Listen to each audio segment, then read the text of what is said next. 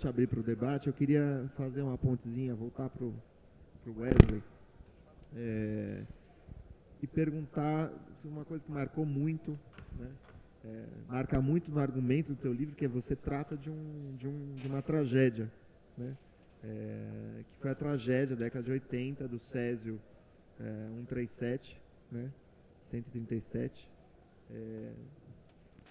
E eu queria te perguntar como é que narrar uma tragédia que tem proporções nacionais, né? Assim, proporções, não foi só Goiânia, né? Que teve uma repercussão brasileira mesmo. E se isso se apresenta como uma metáfora no teu livro?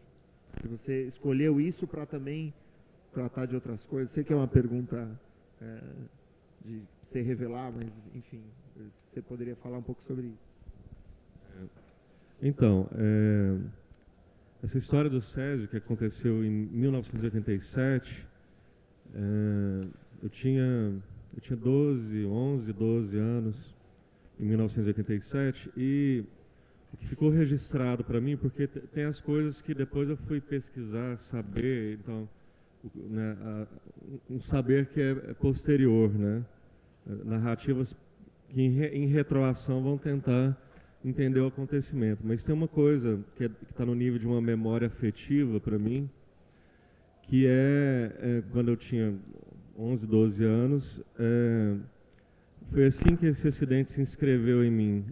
A história, eu lembro que eu fiquei muito impressionado com a história de uma garota, de uma menina de 7 anos, Leide das Neves.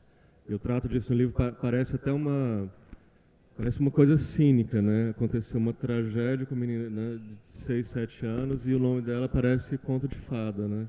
Leide das Neves. E eu lembro que eu fiquei muito impactado de ver uma imagem na TV, porque ela foi a única vítima do acidente que ela ingeriu o Césio. Então tudo dependia, né, o nível de gravidade, né, do contato com o Césio dependia da distância, né, você chegou perto, você tocou, e do tempo de contato. E ela ingeriu. E tem uma cena que ficou muito marcada para mim. Eu me lembro de ver o pai dela narrando isso numa entrevista, que foi o seguinte: ele chegou em casa, porque o Césio, ele tinha no núcleo da cápsula, ele era envolto de uma coisa que, quando a cápsula rompeu, virava um pó. O Césio era como se fosse uma única pedra de sal, né? E esse pó que estava em volta transformava, é como se ele tornasse o Césio visível, porque produzia uma luminosidade, uma espécie de fosforescência azul, de um azul que era uma coisa assim, no relato das pessoas era que era uma coisa de uma beleza indizível, né? Uma beleza mortífera, né?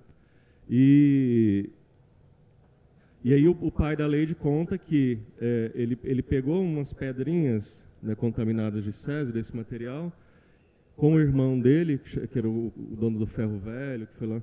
E aí ele colocou no bolso. Então ele chegou em casa para mostrar isso para a filha, como um pai que traz um brinquedo, né? Uma coisa espetacular, né? Ele estava numa felicidade imensa. E quando ele chega em casa, ela estava comendo uma farofa né, farinha, ovo, uma coisa, comendo com a mão. E aí ele entrega para ela, né, e apaga a luz, porque era quando apagava a luz que produzia toda aquela beleza. E então ela pega a pedra, né, e com a mesma mão que ela pegou a pedra, ela ingere. Então, a decisão, isso é sério, faz muito tempo que eu estou pensando em encontrar uma forma, né, para tratar desse assunto, sem que fosse uma coisa panfletária, ou de fazer de denúncia, né? Porque isso já foi feito, está sendo feito, isso é discutido em Goiânia e em outros. E levou muito tempo para encontrar um jeito de lidar com isso, né? E eu comecei, inclusive, a fazer uma pesquisa. Eu entrevistei um físico que quando foi deixado um pedaço da cápsula na vigilância sanitária, por uma das pessoas que foi vitimada, começou a desconfiar. Esse físico, ele chegou com um contador Geiger, que era, né, que media a radioatividade. Ele disse que falaram para ele que tinha uma coisa radioativa lá. Ele falou: imagina, né? E quando ele chegou embaixo no prédio, que ele desceu do carro, que ligou o contador Geiger, foi até o máximo e quebrou, né? E aí ele dizendo do horror, então ninguém sabia, a gente não está preparado para isso, não havia nenhuma ideia, nem entre as pessoas da CENEM, como lidar com a população vitimada. Então ele disse que tinha uma história de... Eles iam chegando nas casas e falando assim, olha, fiquem calmos, não tem nada acontecendo. Ligava o contador Geiger e saíam catando coisas. Né? Então eu comecei a fazer esse trabalho de pesquisa e depois eu vi que não era por essa via que eu ia encontrar né? Não estava funcionando. Né? Eu continuei pesquisando, mais por... Eu queria saber, né, do que aconteceu, mas a coisa entrou por via dessa memória afetiva. Então tudo começou com essa imagem da Leide e... Uma coisa que me narraram, né, que eu li nos jornais e que eu achei assim, uma imagem quase que perversa, que quer dizer, essa menina que tinha uma origem, né, era paupérrima e tudo, quando ela é transportada para o Hospital Naval no Rio, onde vão tentar fazer um tratamento, mas ela morre em poucos dias, aí entra aquele discurso da solidariedade humana, que às vezes é um negócio perverso, porque começaram a mandar um tanto de boneca e flor. E o que narrava no jornal é que o quarto dela estava cheio de boneca e flor, essa menina morrendo, essa menina que nunca teve nada, né, de posse, né, a imagem que me veio é essa, uma menina enterrada entre bonecas e flores, né, uma espécie aí, me remeteu de novo à coisa do conto de fada, né, mas um conto de fada é um negócio negro, sombrio, né. Bom, e o desencadeador é isso, né? A dificuldade foi essa, descobrir que não era por uma via, acho que, né, documental ou muito realista, né, de organizar essa história e contar exatamente o que aconteceu. Mas a minha ideia era que narrar de um jeito que é a pretensão que o leitor tivesse esse mesmo impacto, né, que eu tive com esse horror que eu acho que está sintetizado na história da Leide das Neves, né? É claro, há vários personagens nessa história, né? Mas para mim se condensou todo o horror dessa história, né? E esse misto, né, essa experiência, eu penso muito nisso, a experiência de horror e de beleza que as pessoas tinham com isso. O Devair, que era o cara do ferro velho, além de ficar deslumbrado com a beleza quando se apagava a luz, ele conta uma história que ele jogou assim em cima da cama, esparramou e apagou a luz, e era como ver uma cidade à noite, né, uma cidade. Ele disse que é a imagem de cidade mais bonita que ele viu, né? Então, a dificuldade foi essa, né, encontrar uma forma que não era documental, de talvez produzir no leitor essa mesma experiência no nível afetivo e talvez até também estético, né, ter essa experiência estranha, né, de ter uma experiência estética com algo que é do nível do horror, do inominável, né? Legal, obrigado. Vamos abrir para as perguntas, né? A gente continua conversando. Alguém gostaria de fazer algum comentário, fazer alguma pergunta?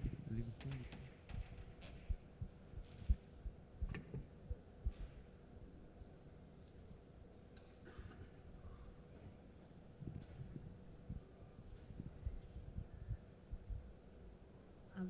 Oi? Boa tarde. Essa pergunta vai para o Rufato. Rufato, como vai a Igreja do Livro Transformador? A Igreja do Livro Transformador. Não, é que eu... obrigado. É que eu descobri que no Brasil leitor é uma seita, né?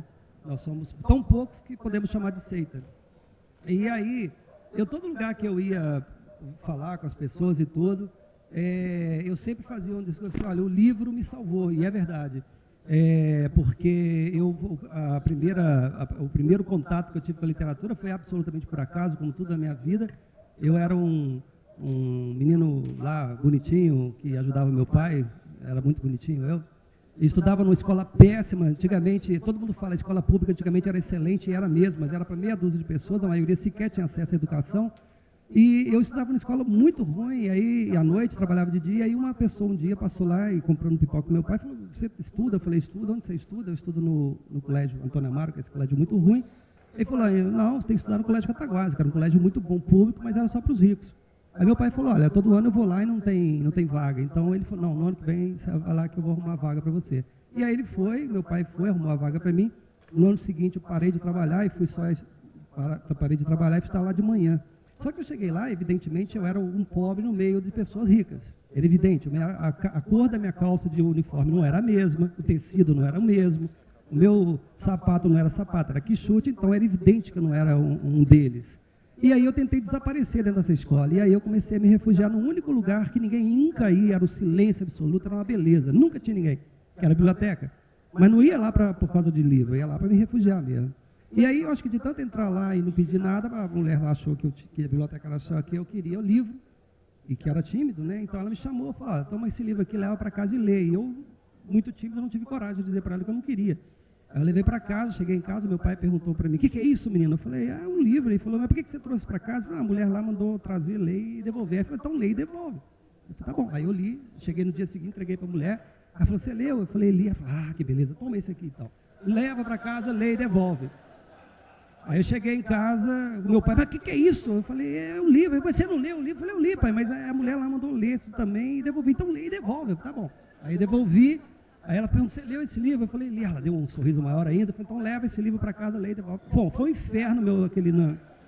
Eu chegava, ela pegava, entregava. No final do ano, eu saí dessa escola, porque eu não me adaptei, certamente. E aí, só que esse livro me causou um problema, claro, eu fui contaminado por essa coisa chamada literatura, porque eu descobri que minha cidade não era a cidade mais importante do mundo. Nessa época, eu conhecia 3 cidades, eu tinha 13 anos, eu conhecia 3 cidades na minha vida, e descobri que existiam pessoas que tinham nomes diferentes, com lugares diferentes, com climas diferentes, e aí, então, sempre falava, a literatura me salvou, o livro me salvou. Aí um amigo meu falou, você parece um pastor, né? Que poderia falar assim, eu poderia estar aqui roubando, matando, mas não, estou vendendo meus livros, né? E aí, eu sempre falando isso, aí um dia lá em Curitiba, uma menina chegou perto de mim e falou, depois, ela falou assim, cara, você parece aí uma igreja. Eu falei, é a igreja do Livro Transformador. Ela falou, pô, vamos fazer uma igreja do Livro Transformador? Então, hoje, a sede mundial da igreja é em Curitiba, eu sou só o presidente mundial dessa igreja, ela é a bispa Emanuela Siqueira, ela tem site, tem Facebook, tudo bonitinho, então nós estamos... Aí, se vocês quiserem se integrarem à nossa seita, a brincadeira, na verdade, é só essa, gravam-se vídeos falando ao livro que transformou minha vida, foi qualquer um, né? Cada um tem o seu livro que transformou sua vida, e ela posta no site ou no Facebook dela, e... Como? Emanuela Siqueira é a bispa mundial. Por enquanto não estamos cobrando ainda nada, mas... Quem sabe, se der certo, a gente vai começar a cobrar e ficar muito rico, né? Obrigado. Eu lembro muito, vindo para cá, a primeira vez que eu venho no festival, e eu lembro muito do Monteiro Lobato, né? Monteiro Lobato de Taubaté, nascido em Taubaté, no Vale, não é? Nós estamos nesse festival da Mantiqueira. E os 3 depoimentos, eles são muito ricos, não é? Goiânia, Cataquases, Barra São Paulo, Arceburgo, não é? Então, e o Monteiro Lobato, ele começa a escrever para adultos, depois ele começa a escrever para os jovens, as crianças. Não é? Quer dizer, o sítio do Pica-Pau Amarelo. E hoje, minha esposa, na hora do almoço, ela comprou um livro, Emília no País da Gramática, que eu estava revendo, e eu vi como esse Monteiro Lobato, ele é um gigante no país. Quer dizer, ele é uma pessoa que deve ser muito mais estudada. Eu quero depois perguntar para cada um de vocês, se vocês tiveram alguma influência do Monteiro Lobato, porque o Monteiro Lobato, no nosso país, ele tem uma importância espetacular, do regional para o nacional. Quer dizer, ele vai ser o sujeito que vai dizer que o Brasil tem petróleo, e os Estados Unidos diziam que o Brasil não tem petróleo, não é? Ele foi preso por causa disso, ele ficou 4 meses no DOPS, não é? E ele, vamos dizer assim, no meu entender, ele é o grande símbolo do século XX, nessa questão do pensar o regional, mas pensando grande. Então, eu queria saber, nesses 3 jovens escritores, se vocês tiveram alguma influência dele em algum momento. Então, Geraldo. Não tem como dizer que não, não é? Mas a gente tem a Marisa Lajolo, né, com um trabalho interessante a respeito do Monteiro Lobato. Então eu penso que há muita gente interessada em Monteiro Lobato. Acho que todos nós nos lembramos da série de televisão, das adaptações, das várias adaptações. E Monteiro é imprescindível, né? E isso que o senhor disse a respeito do regional para o nacional tem a ver com o próprio debate nosso aqui. E foi muito bem lembrado. A velha questão, não sei se vocês vão poder me ajudar. Se você quiser atingir o universal, você precisa falar bem do seu quintal, não é?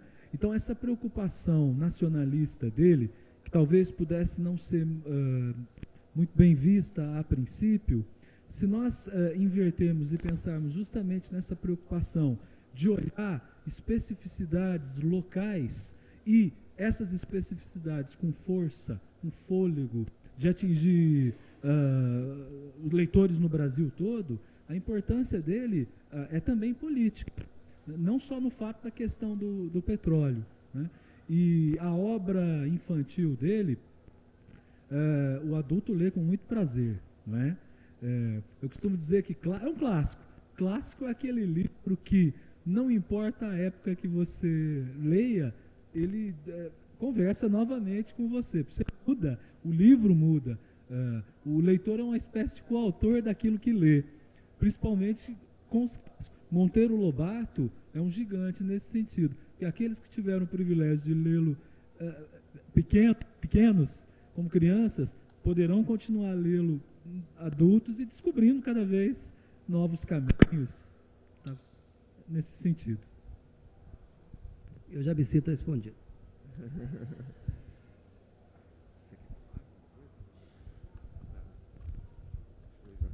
Ivan. Amigos da mesa, uma questão que sempre me inquietou foi, e que não vejo respondida na nossa literatura, qual é o lugar do milionário, do bilionário, do magnata na literatura brasileira. Não tivemos escritores capazes de retratar esse mundo, ou por não interessar, ou por não conhecer. Digamos, vamos recuar assim a Machado de Assis. Ele chegou à alta burocracia, os grandes juízes, magistrados, ricos, mas o magnata tipo Mauá nunca tocou, num Percival Farquhar, que era um magnata internacional, vivia no Rio de Janeiro, nunca tocou. E a literatura brasileira foi seguindo sem encontrar um lugar para essas figuras. Vocês têm alguma explicação, alguma inquietação? Acho interessante esse tema. Vocês me permitem começar, nesse caso? Você começou a dizer, eu achei divertidíssimo, e eu me lembrei de uma carta famosa do Graciliano Ramos para uma sobrinha. Vocês talvez tenham já lido para Marili. Marili tinha 14 anos, Graciliano já famoso. Ela escreve um conto e envia para o tio. Vou mandar para o meu tio famoso. O Graciliano recebe, mostra para os parentes todos e publica esse conto numa revista. E depois o Graciliano manda uma carta para ela. E nessa carta ele diz assim, querida Marili, todos aqui gostaram muito do conto, você viu que saiu numa revista interessante, tinha muito idiota lá, mas tinha gente boa também. Mas eu não quero falar das virtudes não, eu vou falar dos defeitos. Você escreveu a respeito de uma mulher que lava roupa na beira do rio. Você é uma menina de cidade, tem dinheiro, não adianta você querer escrever sobre o que você não conhece. Aí ele acaba formulando uma máxima que penso valer para todos os escritores. Ele diz assim, arte é sangue, é carne, e não adianta você ficar dando essas mijadas curtas.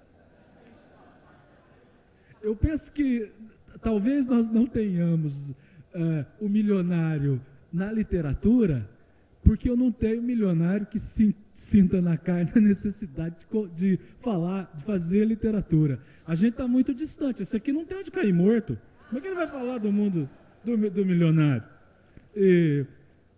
Acho que todos nós aqui, né? Então, talvez uma escola literária para milionários, para que assim eles possam, de algum modo, poder sentir na carne e dizer a respeito desse mundo que é muito distante do nosso mundo. Eu não saberia, se fosse... manias de encomendas, né? Comenda para o escritor. Você fala, você precisa escrever a respeito de milionário. Eu vou ter que declinar do convite, porque só sairia porcaria, confesso, por incapacidade. Rapidinho. Ivan, lembrando só, o Zé Geraldo Vieira escreveu um pouco sobre este universo, né? Passou por aí. É um escritor que ninguém mais lê, mas ele tentou pelo menos fazer. Eram personagens que passeavam pela Europa, eram classe média, quer dizer, eram bem ricos.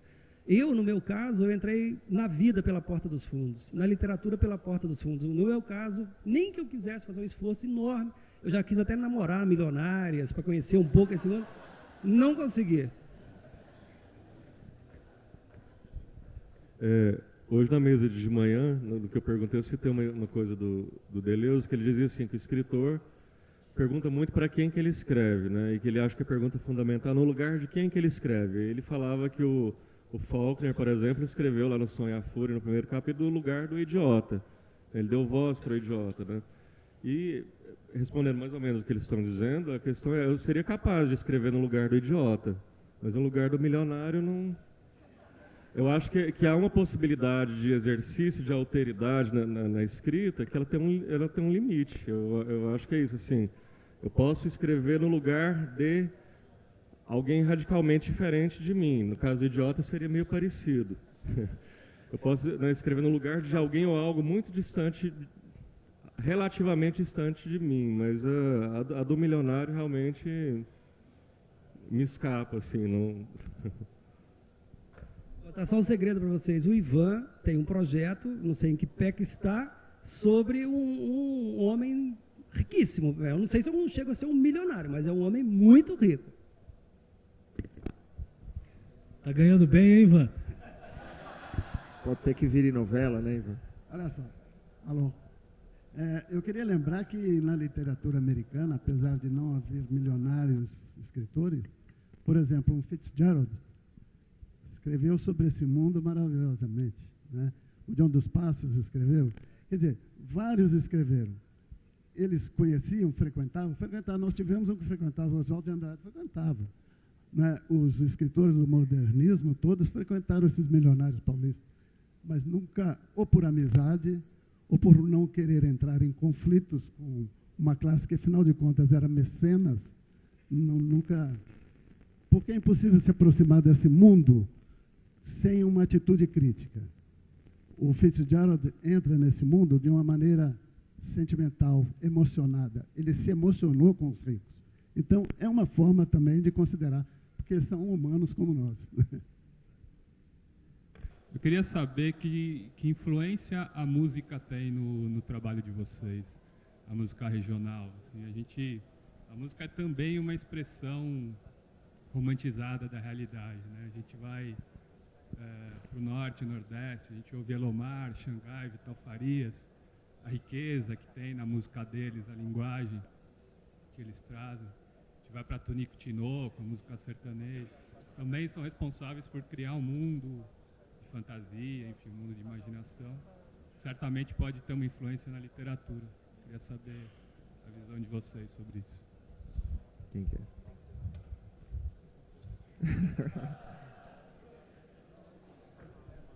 Bom, no meu caso, como a minha literatura é totalmente urbana, esse tipo de música não teve nenhuma influência. Eu, quando escrevi O Inferno Provisório, que são 1000 páginas, são 5 volumes, 1000 páginas, eu criei uma trilha sonora. Só que a trilha sonora desse não é minha trilha sonora, mas dos personagens, e as músicas são músicas totalmente bregas.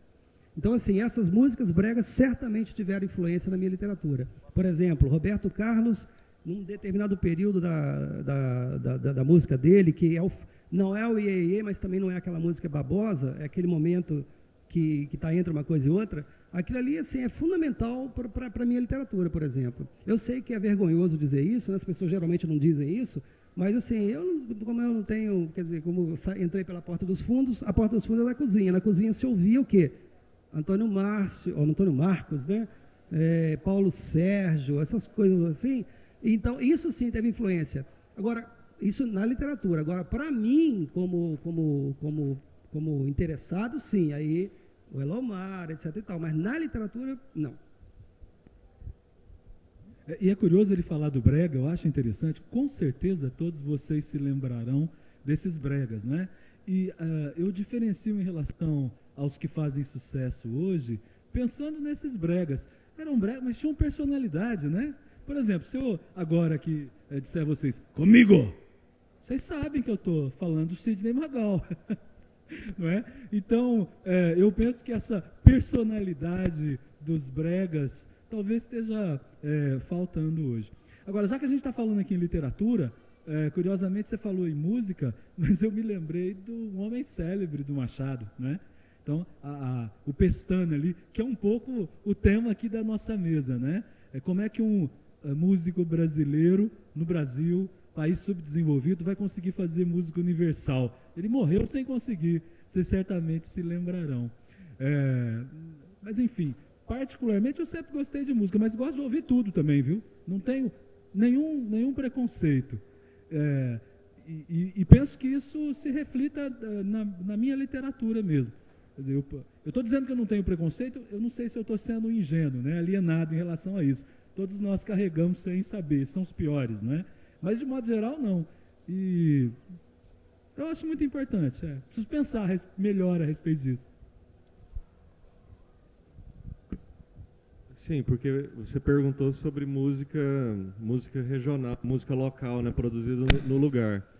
E eu digo uma coisa que é isso, né? Eu cresci em Goiânia e cresci muito fechado ali, num bairro específico de Goiânia. E Goiânia é uma cidade muito recente, né? É uma cidade muito sem história, muito sem raiz. Então, acho que essa minha história de desenraizamento, né, tem tudo a ver, né? Ao mesmo tempo que eu estou dizendo que eu faço um discurso quase com um certo repúdio à origem, é porque eu sou infectado por ela, né? E minha origem é marcada por isso, uma cidade sem história. Então, começaram a criar, numa determinada época, lá pela década de 80, uns caras, na verdade, para ganhar dinheiro, um tipo de música, né? Uma música que seria a autêntica música goiana ou goianiense, né? Que abordava muito mais do ponto de vista temático, né? Colocava na letra alguma coisa que se referia à cidade ou ao estado, né? Mas não tinha... há uma certa ausência dessa coisa de uma música que seja autenticamente goiana ou goianiense. Então, né, tem um cantor mais famoso que emplacou, né, ganhou dinheiro lá em Goiás com essa, né, eu faço uma música que fala, né, um cara que chama Marcelo Barra, que fazia umas músicas horríveis, né, um negócio meu Araguaia, terra não sei do que lá, né, Cora da Casa da Ponte, umas músicas horríveis, né, então assim... E aí tem o outro lado da música de Goiás, que é a música sertaneja, né? Tem essa música sertaneja que se alastrou e virou essa coisa aí que parece um tumor, né, que espalhou aí pelo país. Mas tem lá no tal do sertanejo de raiz, né, que eu sempre fiquei muito distante disso, né? É estranho isso, porque meu pai, por exemplo, veio do meio rural. Mas meu pai não escutava música em casa, então assim, isso que poderia ter deixado um traço, inclusive, de uma experiência afetiva, marcante para mim, ou estética, né? A gente não se escutava música em casa, então o que eu escutei dessa música que seria regional sempre foi alguma coisa assim, pavorosa, né? Porque na verdade não tinha nada a ver com o lugar. Uma última pergunta. Oi, eu queria perguntar para o Antônio Geraldo, especialmente, mas naturalmente para a mesa toda, falando dessa questão do lugar, né, que se representa na literatura, é muito interessante no seu romance que há um momento em que o narrador diz, uma voz diz, eu queria saber... aonde termina a cidade e começa o campo, E aí ele diz, não, na verdade, eu queria saber onde termina o campo, começa a cidade, enfim. Eu não sei, até como eu cheguei um pouquinho atrasado, não sei se isso já foi falado aqui. Mas eu acho muito interessante esse capítulo, ou seja lá como a gente pode chamar do seu romance, porque retrata personagens que vivem nesse entrelugar, né? Que não é a cidade, portanto, não é o centro urbano, né? E também não é exatamente o campo, é esse lugar da periferia, que o Rufato falou, né? Enfim, da classe média que trabalha, baixa que trabalha, etc, etc. Queria que você falasse um pouquinho disso. Obrigada.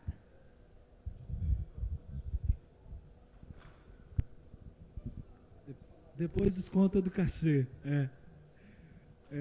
Ela se refere a um fragmento em que uma personagem diz assim, ó, eu queria saber onde acaba a cidade e começa o pasto. E o outro responde, ele diz, não, você não entendeu, eu queria saber onde começa o pasto e acaba a cidade. Então é justamente esses limites. Curiosamente, isso nasceu de onde eu moro, é literal. Os amigos de São Paulo perguntam, como é que é lá Arceburgo? Eu digo, olha, eu vou dar um retrato para você vai entender. Eu saio no portão da minha casa, eu vejo a matriz, os fundos da matriz, portanto eu estou no centro. Aí eu olho o final do quarteirão da minha casa, começa o pasto. Então, eu estou habitando essa fronteira, né, entre essas duas regiões. E como é um assunto caro, e eu acabei já falando a respeito disso, eu fiz esse pequeno diálogo aí, que ilustra não só a minha condição, mas um pouco a condição do próprio país.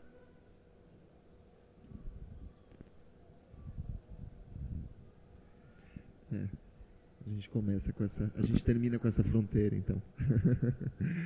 Bom, a gente chegou na nossa hora. Queria agradecer a presença de todos, a presença do Wesley, do Rufato, do Antônio Geraldo, a presença de todos vocês. Obrigado.